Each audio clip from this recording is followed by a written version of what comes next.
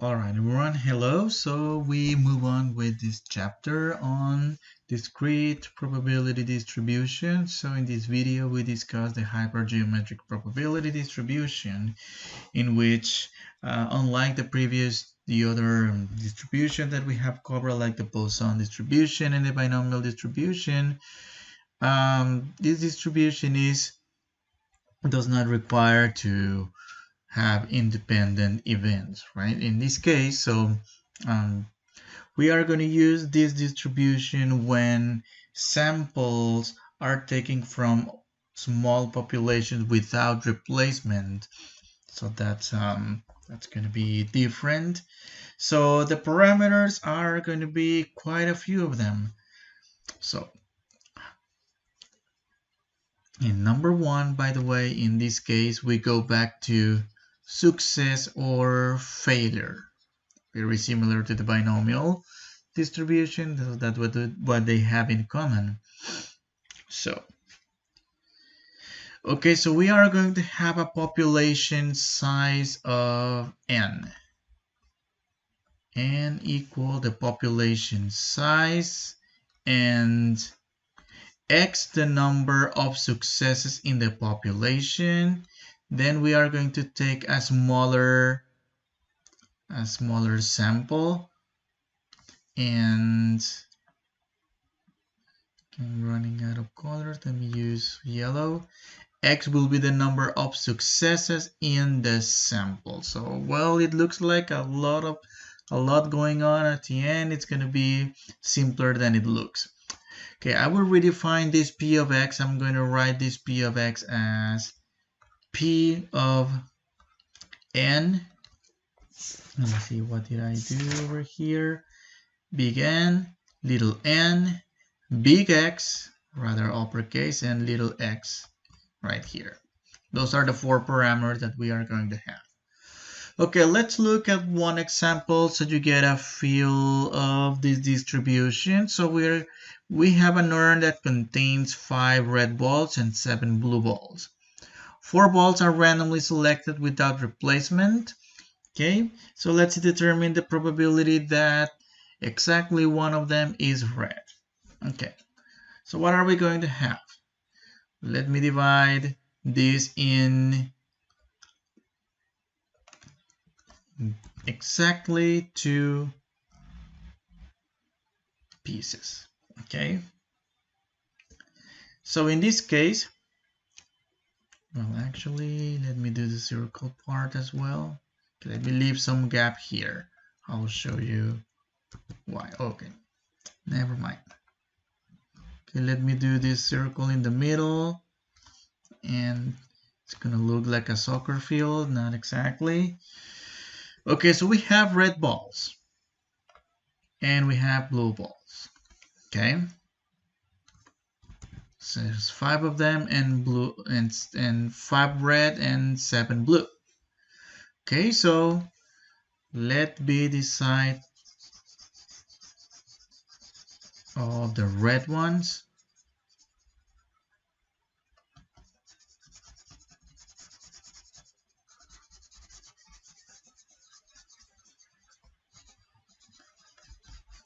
And let this side be the blue ones. Okay, what are we going to do here? Well, so number one, let's do some labels. So we have a total of 7 blue balls and 5 red balls. We are going to take a sample of 4. Okay, so from here, this scope, if you will, right here will be for the sample of 4 elements in which. So the probability that exactly one of them is red, that is, one is red, but that's all they're telling us. We need to figure out how many blue are them. So in this case, the difference, which is 3. Okay, so, and the total population size is, okay, 5 plus 7, it's a total of 12 total balls. Okay, so let's write down the parameters, and big N equals the population size, which is 12, little n, which is the sample size, which is 4, big X, which is the number of successes. Well, what do we call a success? In this case, we're talking about the red ones. Red is success. Okay, so the number of elements in the success side is 5. And the number of the sample size from the success side will be one of them. Okay, so let's write down the formula for this. Okay, let me write the whole thing. P of big N, little n, big X, little x, that will be n, big N minus big X, little n minus little x, times big X, choose little x. Let me make this big enough and small enough. So big X, little x, and then divide that by big N, little, choose little n. Let's plug in numbers. So for now, we're gonna plug in numbers, and I'll show you a pattern to so how to do this in a more easy way. So in fact, we won't need to write down this huge formula. I will show you, I will explain you how to do that, but first of all, I need to go over the formula and how do we use it, how do we define the parameters. Okay, so in this case, N, big X, that's 12 minus 5, choose 4 minus 1, times big X, which is 5, choose little x, 1. So this will be divided by 12, choose 4. Okay. Let's simplify this expression. So we are going to do 12 minus 5, which is 7, choose 3, times 5, choose 1. Divide that by 12, choose 4. Okay, so now I'm going to change the notation. Hopefully you can, changing the notation will help us understand the pattern here and how to avoid the writing down that huge formula. So let's see. So the changing notation to C notation, this is 7, choose 3, times 5, choose 1,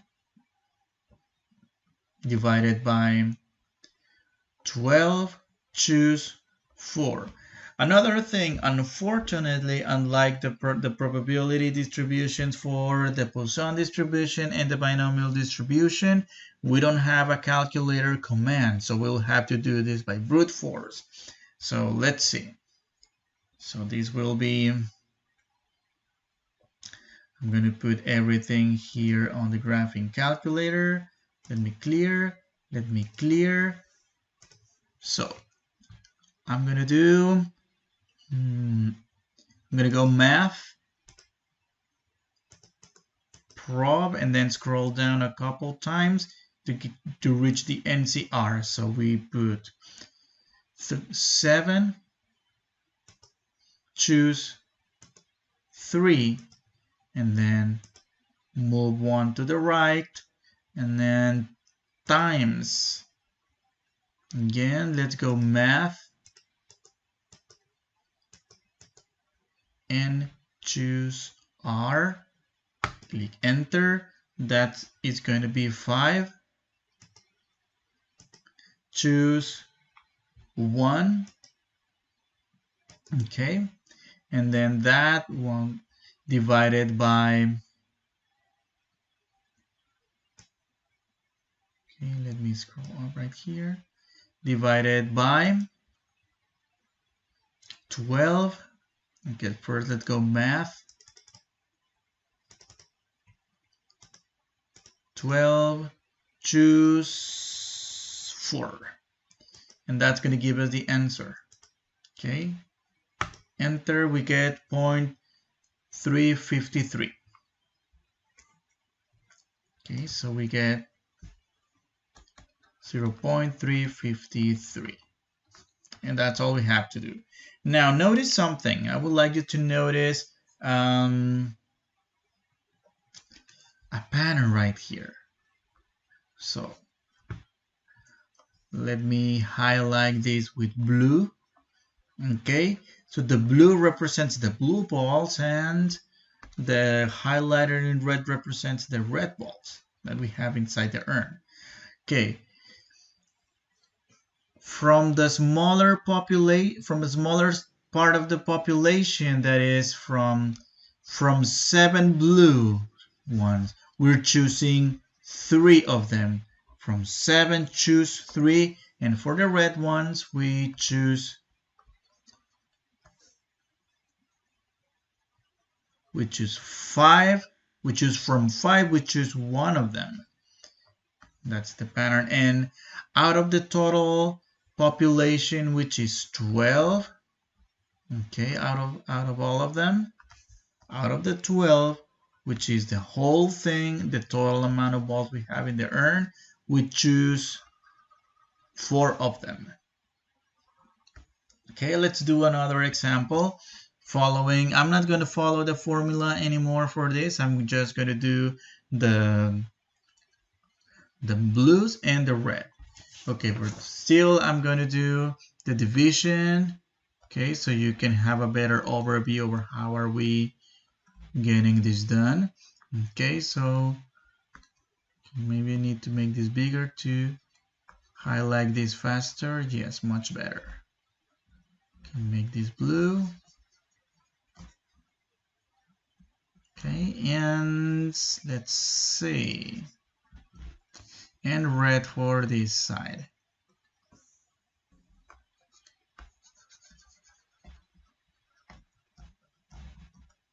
So one part is red, the other part is blue. Okay, so again, we're going to go with the same numbers. We have 5 red and 7 blue. This time exactly 3 of the balls are blue, so we are going to choose 3 from the blue, and well, they're not telling us how many red, but we are choosing 4 of them, so we must get only 1, which adds up to a total of 4.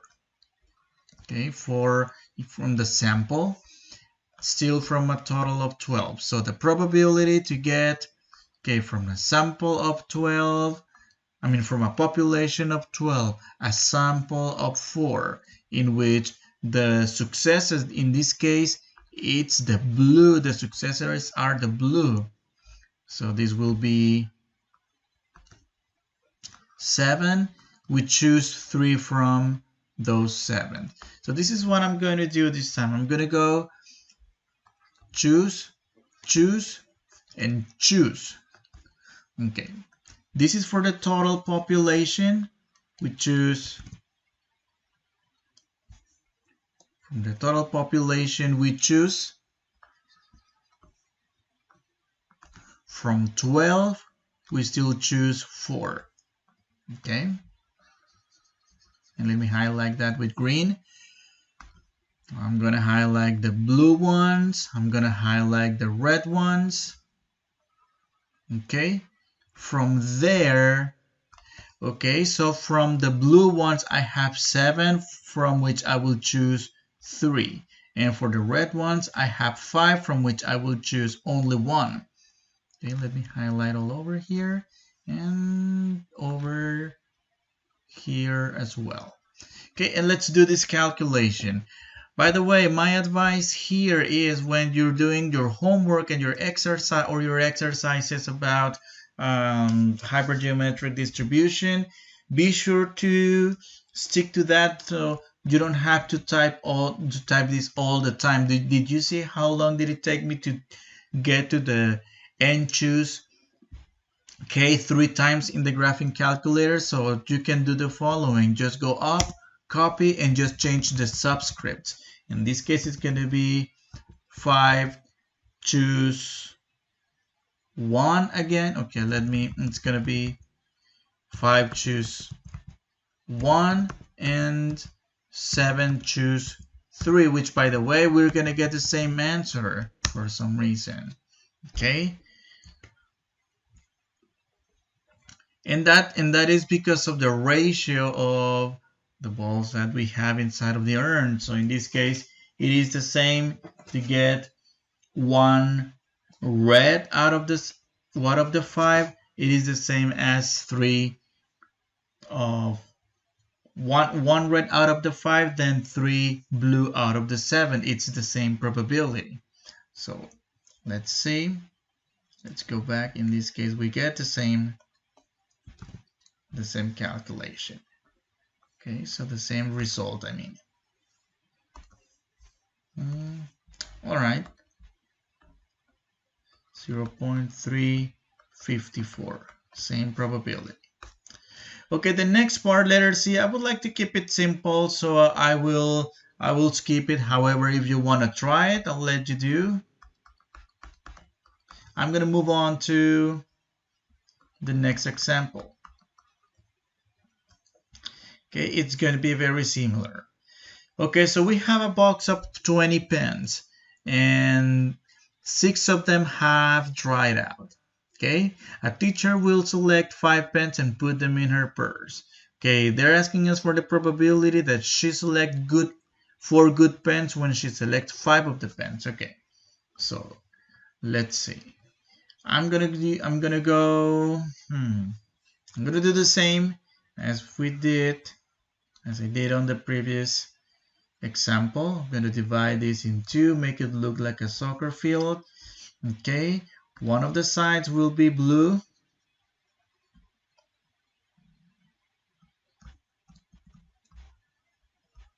And the other side will be red. Okay, one will be for the failure, the other one for the success. I will explain the difference shortly. And again, in this case, I don't think I'm going to do the formula. I'm going to go straight to the combination notation, the n choose r, n choose x in this case. So red are the bad ones, the dried ones in this case. So how many dried do we have? In this case, they're telling us we have 6 that have dried out. So 6 right here, and the rest will be 14. Okay. So we are going to take a sample from the total of 20 markers. So what is the probability of selecting 4 good ones when selecting 5 pens? If we selected 4 good ones already, there's only place for 1 more that is bad. And in this case, the sample size will be 5.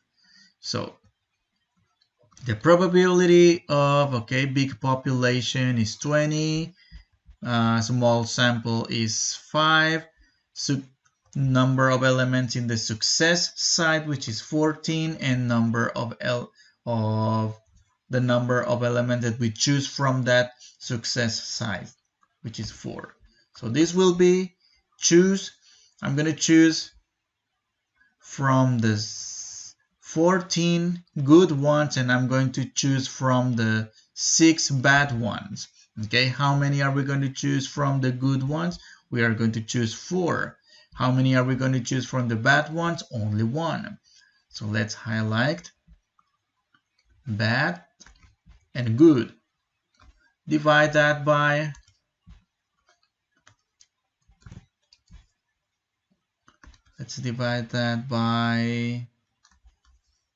the total. Okay, something is not going on here. Okay, by the total, which is from 20, we choose a sample of 5. Okay, so let blue represent good ones, and let this represent the bad ones, the ones that are dried. So let's go back to our graphing calculator here and change the numbers. Okay, so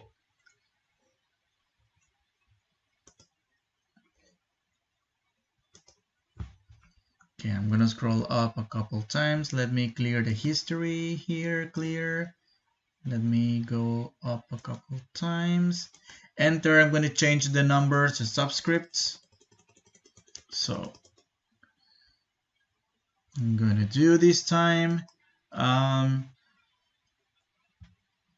14, choose 4, and from the 6 that are dried we choose 1 and divide by 20, choose a sample of 5 and just click enter. We get 0.387. Okay, so we get 0.387. That is the probability of getting 4 markers that are good. And it looks all right because we have more good markers, more good pens than we have bad pens. Okay, what's the probability that they are all good? Okay, let's see. Now we have something different to tackle here. Okay, so again, I'm gonna have blue on this side.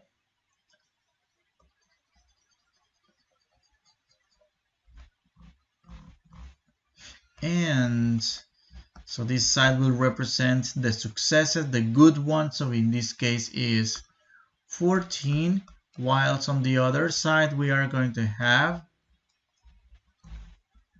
the bad ones. The red color represents something that is bad, something that is defective. In this case, the markers that have dried.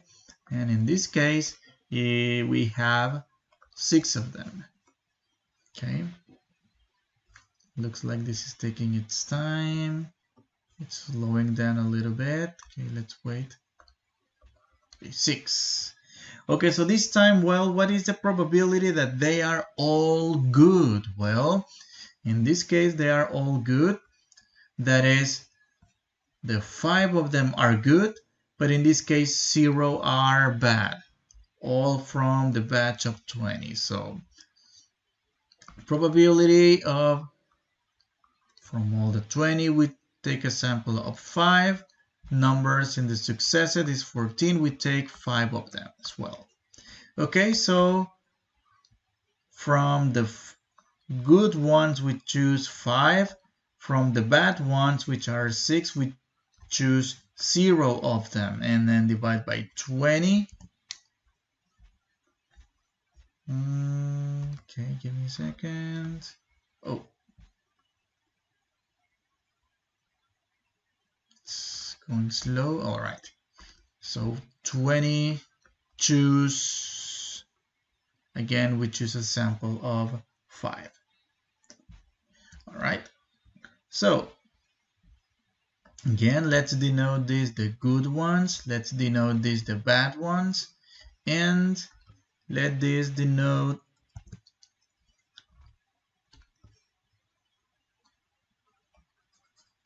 okay, it's kind of slow. I don't know what happened here.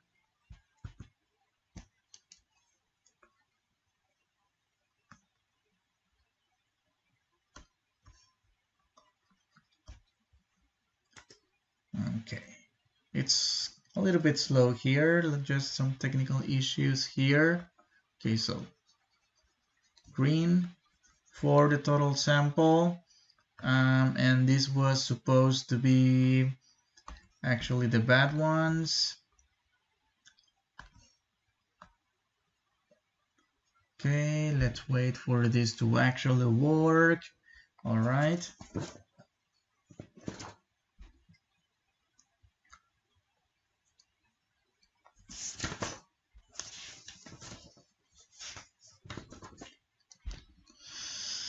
Okay, so let's see. So okay, this is good.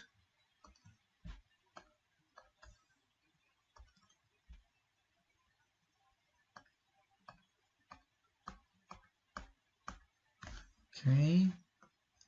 Okay, sorry about this. I don't know why is this going too slow. These are the bad ones.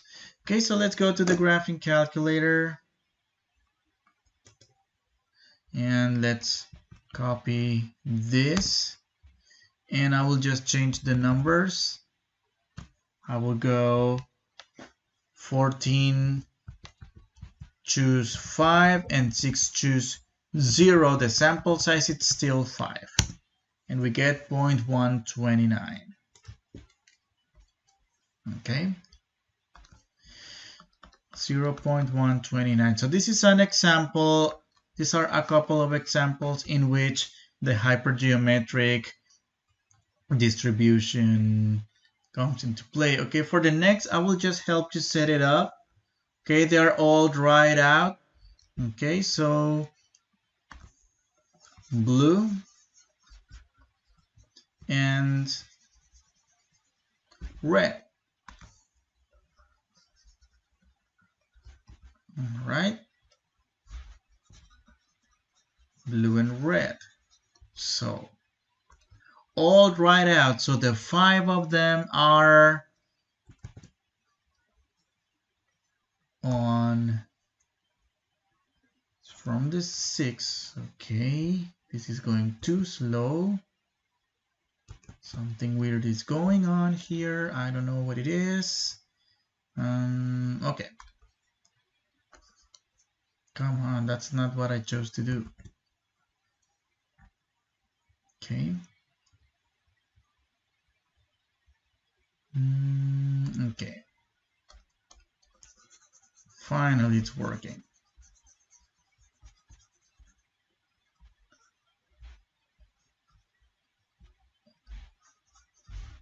So, in this case, from the bad ones that are 6,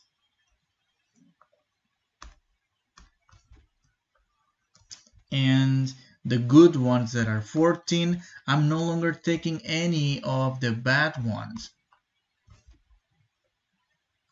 I'm just taking all 5 bad ones out of the 20. I'm going to help you set it up. So the probability all dried out. I'm going to help you set it up. That's from the 14 good ones, we choose 0 bad ones. And from the 6 good bad ones, we choose 5 of them, divide by the total, which is 20, choose 5. And same for the next part. I'll let you try 2 of the 5 are good. I'll let you try that one.